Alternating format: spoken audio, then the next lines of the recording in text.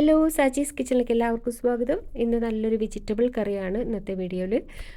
മഷ്റൂമും അതുപോലെ ഗ്രീൻ പീസൊക്കെ ചേർത്തിട്ടുള്ള നല്ല സൂപ്പർ ടേസ്റ്റുള്ള കറിയാണ്. അപ്പോൾ സാധാരണ നമ്മൾ ചപ്പാത്തിയുടെ കൂടെ എന്ത് കറി ഉണ്ടാക്കുന്നുള്ളതൊരു ടെൻഷൻ തന്നെയാണ്. എപ്പോഴും നോൺ വെജ് കഴിക്കാൻ അതും ഒരു പേടിയാണ്. അപ്പോൾ ഇതുപോലുള്ള വെജിറ്റബിൾ കറികൾ നോൺ വെജ് മാറി നിൽക്കും, അത്രയും ടേസ്റ്റാണിത്. ഈ കൂണും പിന്നെ ഈ ഗ്രീൻ പീസൊക്കെ നല്ലൊരു കോമ്പിനേഷനാണ്, നല്ല പോഷക സമൃദ്ധമാണ്. അപ്പോൾ ഈ കറി എങ്ങനെയാണ് തയ്യാറാക്കാൻ നോക്കാം. വളരെ എളുപ്പമാണ് കേട്ടോ. അപ്പം അതിനായിട്ട് ആദ്യം തന്നെ ഗ്രീൻ പീസ് കുതിർക്കാനിടണം. അപ്പോൾ രാത്രിക്ക് ഉള്ളതാണെങ്കിൽ മിനിമം ഒരു 6 മണിക്കൂറെങ്കിലും കുതിർക്കണം. തലേദിവസം കുതിർത്തിടുന്നതായിരിക്കും കൂടുതൽ നല്ലത്. ഇപ്പോൾ ഒരു 8-10 മണിക്കൂറൊക്കെ നന്നായിട്ട് കുതിർന്ന് കിട്ടും. കുതിർന്നാളിലുള്ള മെച്ചം കുക്കിംഗ് ടൈം കുറയ്ക്കാം, പിന്നെ അതുപോലെ കുറച്ചും കൂടെ പോഷക ഗുണങ്ങൾ കൂടും. അപ്പോൾ ഇത് ഞാനൊരു 8-10 മണിക്കൂർ കുതിർത്തിട്ടുണ്ടായിരുന്നു. ഇനി ഒരു കുക്കറിലേക്ക് ഇത് ഇട്ട് കൊടുക്കാം. 1 കപ്പ് വെള്ളം ചേർക്കാം, പിന്നെ ആവശ്യത്തിന് ഉപ്പ്, ഒരല്പം ലെമൺ ജ്യൂസ് കൂടെ ചേർത്ത് കൊടുക്കാം. അപ്പോൾ ആ കളറ് വല്ലാതെ മങ്ങിപ്പോവില്ല. അതിനുശേഷം കുക്കർ അടയ്ക്കാം. സ്റ്റീം വരുമ്പോൾ വെയിറ്റ് ഇട്ട് കൊടുക്കാം. വിസിൽ വന്നതിന് ശേഷം ഫ്ലെയിം നല്ലോണം കുറച്ച് വെച്ചിട്ട് ഒരു 10-15 മിനിറ്റ് വരെയൊക്കെ ചിലപ്പോൾ വേണ്ടി വരും. ഓരോരുത്തരുടെ കുക്കർ അനുസരിച്ച് സമയത്തിലൊക്കെ മാറ്റം വരും കേട്ടോ. അപ്പോൾ അത് വേവിക്കാം. അപ്പോൾ അതിനിടയിൽ നമുക്ക് മസാല തയ്യാറാക്കാം. അതിനായിട്ട് ഒരു പാൻ വെച്ചിട്ടുണ്ട്. അതിലേക്ക് ഒരു 2 ടേബിൾ സ്പൂണോളം ഓയിൽ ഒഴിച്ചു കൊടുത്തിട്ടുണ്ട്. അതിലേക്ക് ഒരു ബേ ലീഫ്, പിന്നെ ഒരു കഷ്ണം പട്ട, പിന്നെ ആവശ്യത്തിന് ജീരകം ചേർത്ത് അതൊന്ന് മൂത്ത് കഴിയുമ്പോൾ അതിലേക്ക് ഒരു വലിയ സവാള കൊത്തിയരിഞ്ഞത് ചേർത്ത് കൊടുക്കാം. അപ്പോൾ സവാള അധികം മൂക്കേണ്ട ആവശ്യമില്ല. കളറൊന്ന് മാറി വരുമ്പോൾ ഇതിലേക്ക് ഇഞ്ചി, 3/4 ഇഞ്ച് കഷ്ണം ഇഞ്ചി, ഒരു 1-2 പച്ചമുളക്, പിന്നെ വെളുത്തുള്ളി ചതച്ചത്, ഇതൊക്കെ ചേർത്ത് ആ പച്ചമണം മാറുന്നത് വരെ ഒന്ന് ഇളക്കി കൊടുക്കാം. ഇപ്പോൾ ഒരു മീഡിയം ഫ്ലെയിമിലാണ് കേട്ടോ.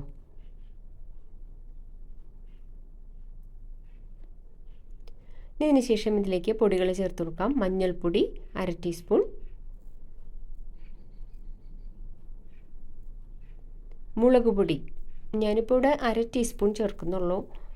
പച്ചമുളക് നല്ല എരിവുള്ളതായിരുന്നു, അതുകൊണ്ട് 1/2 ടീസ്പൂൺ മുളക് പൊടി ചേർക്കുന്നുണ്ട്. ഓരോരുത്തരുടെ എരിവിനനുസരിച്ച് കൂടുതലോ കുറയ്ക്കുകയോ ഒക്കെ ചെയ്യാം കേട്ടോ. പിന്നെ മല്ലിപ്പൊടി 1 ടീസ്പൂൺ. ഈ പൊടികൾ ചേർക്കുമ്പോൾ ഫ്ലെയിം ഒന്ന് കുറയ്ക്കാൻ പ്രത്യേകം ശ്രദ്ധിക്കണം. അപ്പോൾ ചെറിയ തീയിൽ പൊടികളൊക്കെ ഒന്ന് മൂത്ത് കഴിയുമ്പോൾ ഒരു വലിയ തക്കാളി അരിഞ്ഞത് ചേർത്ത് കൊടുക്കാം.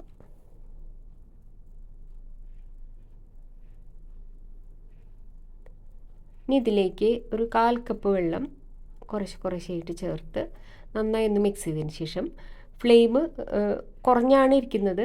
അപ്പോൾ കൂടുതലാണെങ്കിൽ അത് പ്രത്യേകം ശ്രദ്ധിക്കണം കേട്ടോ, കുറയ്ക്കാനായിട്ട് ശ്രദ്ധിക്കണം. ഇനി ഒന്ന് മൂടി വയ്ക്കാം. അപ്പോൾ തക്കാളിയൊക്കെ നല്ല സോഫ്റ്റായിട്ട് മസാല ഒന്ന് തിക്കായിട്ട് കിട്ടും. ഇതിനിടയിൽ ഒരു 5-6 കശുവണ്ടി ഒരു 10 മിനിറ്റ് നേരം ഒന്ന് കുതിർക്കാനായിട്ട് വയ്ക്കാം.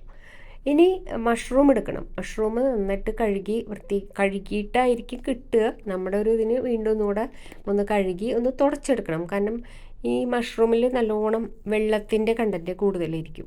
അപ്പോൾ അതൊക്കെ ഒന്ന് നന്നായിട്ട് ഒരു ടിഷ്യൂ പേപ്പർ വെച്ച് ഒന്ന് ഉപ്പിയെടുക്കണം. കഴുകുമ്പോൾ ഒന്നുകൂടെ ശ്രദ്ധിക്കണം, വെള്ളം ഒന്നുകൂടെ കൂടുമല്ലോ കഴുകുമ്പോൾ. ആ വെള്ളം നല്ലോണം ഒന്ന് ഉപ്പിയെടുത്തിട്ട് ഇത് നീളത്തിലോ നമുക്ക് ഇഷ്ടമുള്ള പോലെ അരിയാം. ഞാനിപ്പോൾ ഒരു ഫുൾ മഷ്റൂം ഒരു 3 പീസായിട്ട് അരിയുന്നുണ്ട്. അപ്പം എല്ലാം അരിഞ്ഞു കഴിഞ്ഞു. ഇനി ഒരു പാൻ വെച്ചിട്ടുണ്ട്. അതിലേക്ക് ഓയിൽ ചേർക്കുന്നതിന് മുമ്പ് നമുക്ക് മഷ്റൂം ഒന്ന് നിരത്തി വെച്ച് കൊടുക്കാം.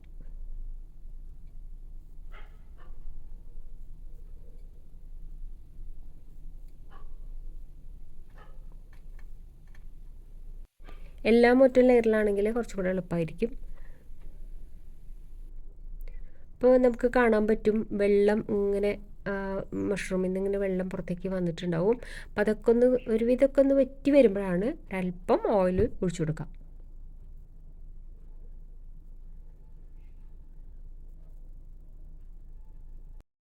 ഓയിൽ ചേർത്തതിന് ശേഷം എല്ലാം നന്നായിട്ടൊന്ന് ഇളക്കിയെടുക്കാം. മഷ്റൂം അധികം ഇങ്ങനെ ഓവർ കുക്ക് ചെയ്യാൻ പാടില്ല കേട്ടോ. കുറേ നേരം അങ്ങനെ കുക്ക് ചെയ്യേണ്ട ആവശ്യമില്ല. ഇനി ഇതിലേക്ക് നമുക്ക് ആവശ്യത്തിന് ഉപ്പ് ചേർത്ത് കൊടുക്കാം. അതായത് ഒരു 1/4 ടീസ്പൂണിൻ്റെ പകുതി മതി. എല്ലാം ഒന്ന് ഇളക്കിയതിന് ശേഷം നമുക്ക് ഫ്ലെയിം ഓഫ് ചെയ്യാം. ഇനി ഇതവിടെ മാറ്റി വയ്ക്കാം. അതിനിടയിൽ നമ്മുടെ തക്കാളിയും ഉള്ളിയും ലോ ഫ്ലെയിമിൽ മൂടി വെച്ചിരുന്നല്ലോ, അതൊക്കെ നല്ല തക്കാളിയൊക്കെ നല്ല സോഫ്റ്റ് ആയിട്ടുണ്ടാവും. അപ്പോൾ അത് ഒന്ന് പതുക്കെ ഒന്ന് ഉടച്ചു കൊടുക്കുക. ഒന്ന് തൊടുമ്പോഴേക്കും അത് ഉടഞ്ഞു പോകും, അത്രയും സോഫ്റ്റ് ആയിട്ടുണ്ടാവും. അപ്പോൾ ഇങ്ങനെ ചെയ്യുന്നത് മസാല കുറച്ചും കൂടെ ഒന്ന് തിക്കാവാൻ നമ്മളെ ഹെൽപ്പ് ചെയ്യും.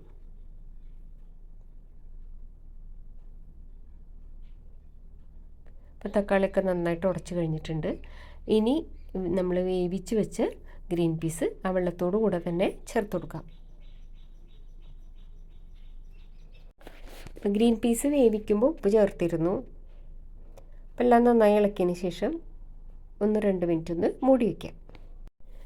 1-2 മിനിറ്റിന് ശേഷം നമ്മൾ നേരത്തെ തയ്യാറാക്കി വെച്ച മഷ്റൂമും കൂടെ ചേർത്ത് കൊടുക്കാം. എല്ലാം കൂടെ ഒന്ന് മിക്സ് ചെയ്യാം. അപ്പോൾ ഇത് കുറച്ച് തിക്കായിട്ടാണ് ഇരിക്കുന്നത്. അപ്പോൾ ഇതിലേക്ക് ഒരു 1/4 കപ്പ് വെള്ളം കൂടെ ചേർത്ത് കൊടുത്ത് എല്ലാം മിക്സ് ചെയ്ത് വീണ്ടും ഒരു 1 മിനിറ്റ് നേരം ഒന്ന് മൂടി വയ്ക്കാം. കാരണം ആ മഷ്റൂമിലേക്കും കൂടെ മസാല പിടിക്കണമല്ലോ.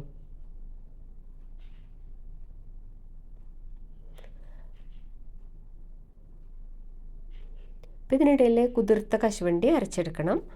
ആ അരച്ച കശുവണ്ടി ഈ കറിയിലേക്ക് ഒഴിച്ചു കൊടുക്കാം. വീണ്ടും എല്ലാം കൂടെ നന്നായിട്ടൊന്ന് മിക്സ് ചെയ്യാം. അപ്പോൾ ആ കശുവണ്ടി ചേർത്തിട്ട് ഒന്ന് തിളയ്ക്കണം, എങ്കിലേ അത് ഗ്രേവി കുറച്ച് തിക്കായിട്ട് വരുള്ളൂ. ഇതിലേക്ക് ഗരം മസാലയും കൂടെ ചേർത്ത് കൊടുക്കാം. ഇപ്പോൾ കുക്കിംഗ് അറിയുന്നവർക്ക് കറിയുടെ ടേസ്റ്റ് ഏകദേശം പിടികിട്ടി കാണും. അടിപൊളി ടേസ്റ്റാണ് കേട്ടോ. എല്ലാം കൂടെ നന്നായി മിക്സ് ചെയ്തു. കറി ചെറുതായിട്ടൊക്കെ തിളച്ച് വന്നിട്ടുണ്ട്. ഇനി ഇതിലേക്ക് ഒരു 1/4 ടീസ്പൂൺ ലെമൺ ജ്യൂസും കൂടെ ചേർത്ത് കൊടുത്ത് വീണ്ടും ഒന്ന് മിക്സ് ചെയ്യാം.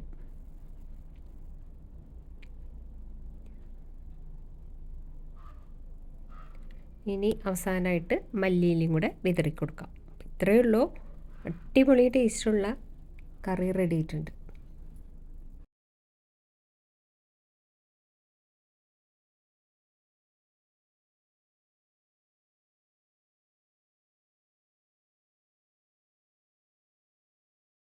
അപ്പോൾ ഇതുപോലെ ചെയ്യാത്തവരുണ്ടെങ്കിൽ ഒന്ന് ട്രൈ ചെയ്ത് നോക്കിക്കോളൂ. നല്ല സൂപ്പർ ടേസ്റ്റുള്ള കറിയാണ് കേട്ടോ. നിങ്ങൾക്ക് ഇഷ്ടപ്പെട്ടെങ്കിൽ നിങ്ങളുടെ ഫ്രണ്ട്സിനും എല്ലാവർക്കും ഒന്ന് ഷെയർ ചെയ്ത് കൊടുക്കണം കേട്ടോ. അതുപോലെ ലൈക്ക് ചെയ്യാൻ മറക്കല്ലേ. താങ്ക്